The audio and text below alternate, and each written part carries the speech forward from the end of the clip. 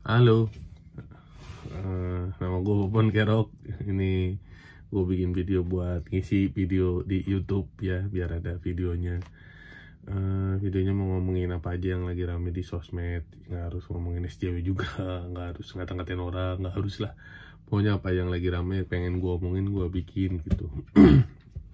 Bikinnya juga ngomong nggak bisa kenceng-kenceng ya, karena anak lagi tidur, bini lagi kerja yang lebih jelas gitu. Kalau ini kan belum jelas.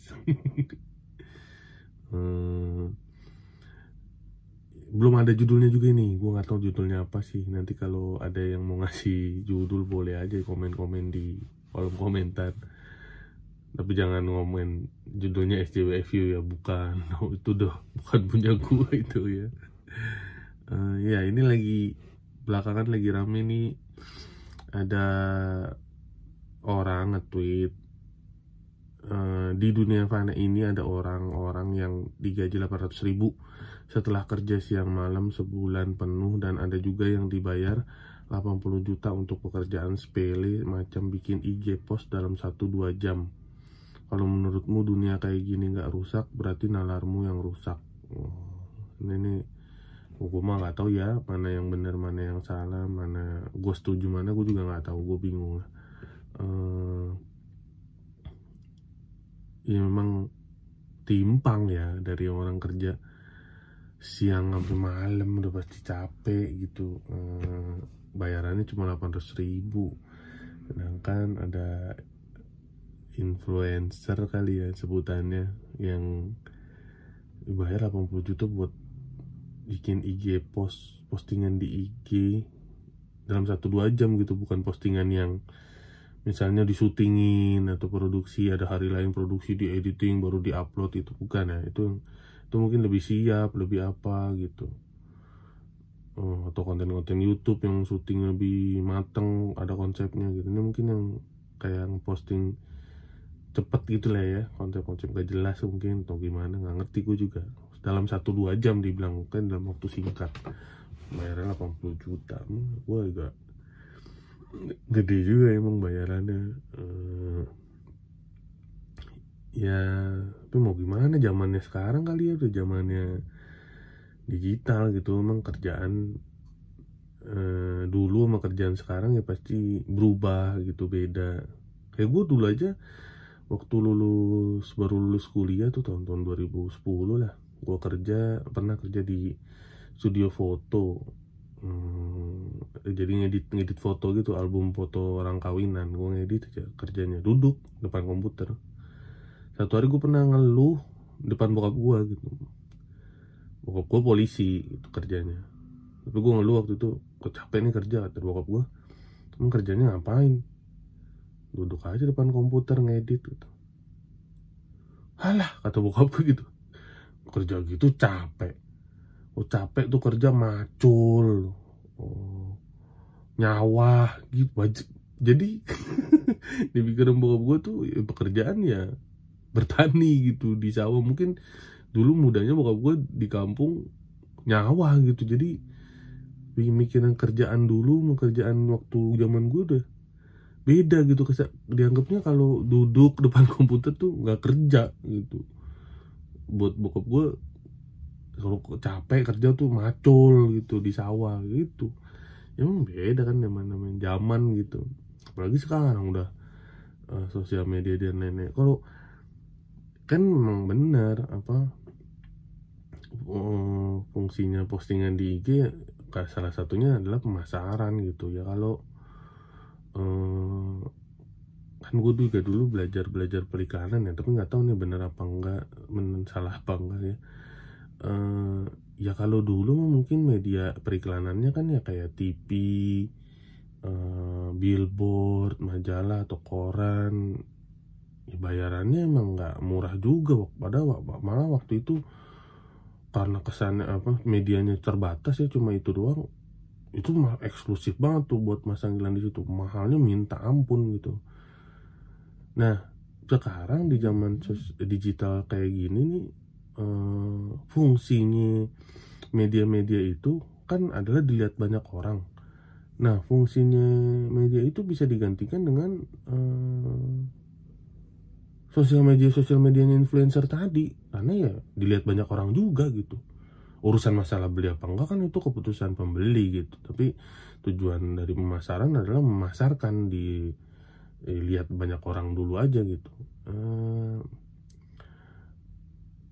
Ya itu digantiin sama postingannya influencer itu gitu, apa timelinenya mereka gitu. Kalau lu majang produk di situ bisa dilihat medianya tergantikan. Dulu tuh ya duit 80 juta itu larinya ke yang punya billboard tuh, misalnya agensi yang kan ada tuh, kalau yang billboard masih kosong tuh pasang iklan di sini, jangan biarkan waktu itu ada gambar bayi ini terkenal, anak ini terkenal gitu, jadi itu iklan biar orang masang iklan gitu di media itu. Nah itu 80 juta itu masuk ke agensi itu. Nah sekarang ke perorangan ini nih yang influencer ini sama aja sebenarnya. Dulu duit 80 juta itu masuk ke bos koran, dulu duit 80 juta itu masuk ke TV gitu. Sama-sama aja gitu medianya pindah gitu.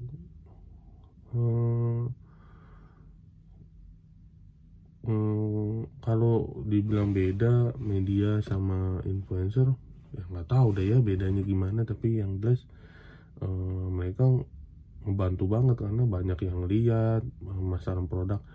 Atau juga yang produk yang masang di dia bayar 80 juta pasti nggak sembarangan, dia juga lihat pasti demografinya yang lihat nih postingan atau gimana gitu, memang pasarnya cocok sama produknya, emang nggak mau dia bayar 80 juta oke gitu. Nah, tapi kembali lagi soal masalah ketinggian apa enggak 80 juta itu gue juga nggak tahu ya. Mungkin bisa jadi ketinggian, bisa jadi seperti harga-harga yang tinggi karena digoreng gitu loh, bukan memang seharusnya tinggi gitu. Tapi bisa jadi juga dulu media-media itu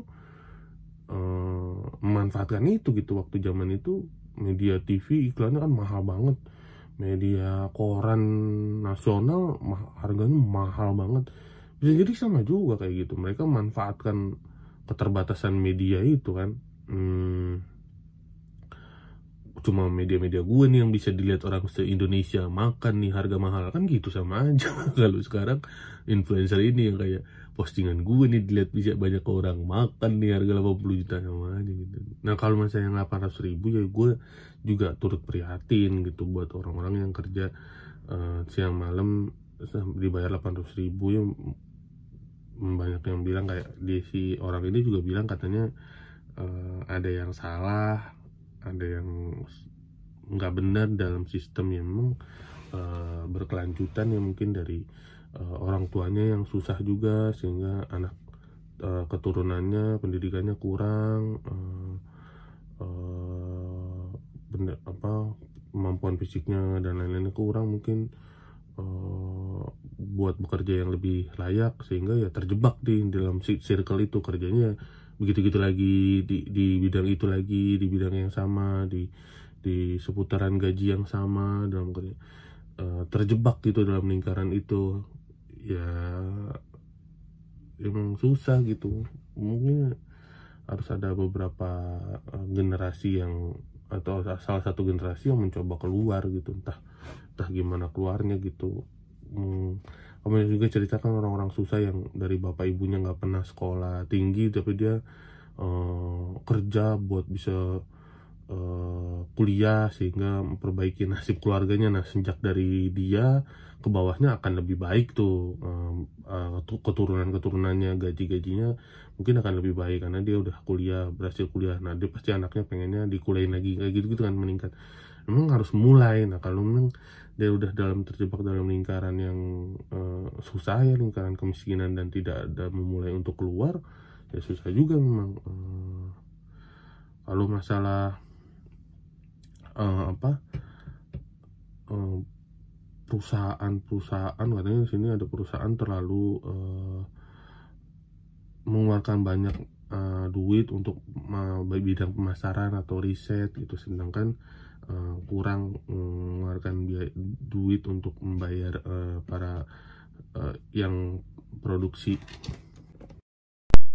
Wah ya tadi headset punya bini gue baterainya habis, Sampai di mana tadi ya, soal produsen ya.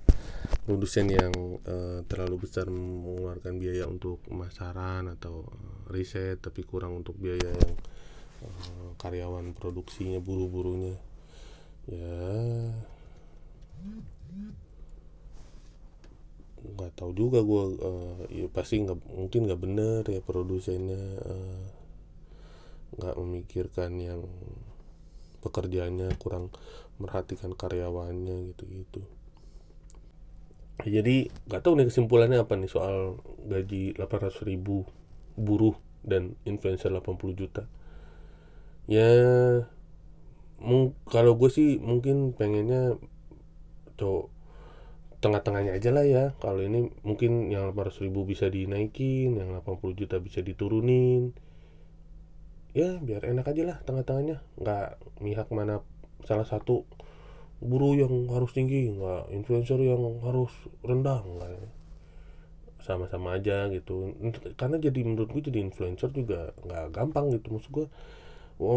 Nggak dilihat dari usahanya, misalnya nggak perlu pakai otot, keringat yang gimana, atau bahkan nggak perlu pakai usaha yang menempuh pendidikan tinggi dan kayak gimana gitu ya, kayak untuk menjadi dokter susah belajarnya apa gimana. Enggak, tapi juga nggak gampang gitu. Berapa banyak orang pengen jadi influencer, berapa banyak orang pengen jadi artis, nggak jadi. Gue juga belum jadi. Iya, maksudnya berapa banyak orang yang mengorbankan hidupnya gitu, maksudnya sampai meninggal gitu masih berusaha buat jadi artis atau terkenal, bisa ngapa-ngapain. Berapa banyak gitu. Bahkan ada banyak yang misalnya kayak orang,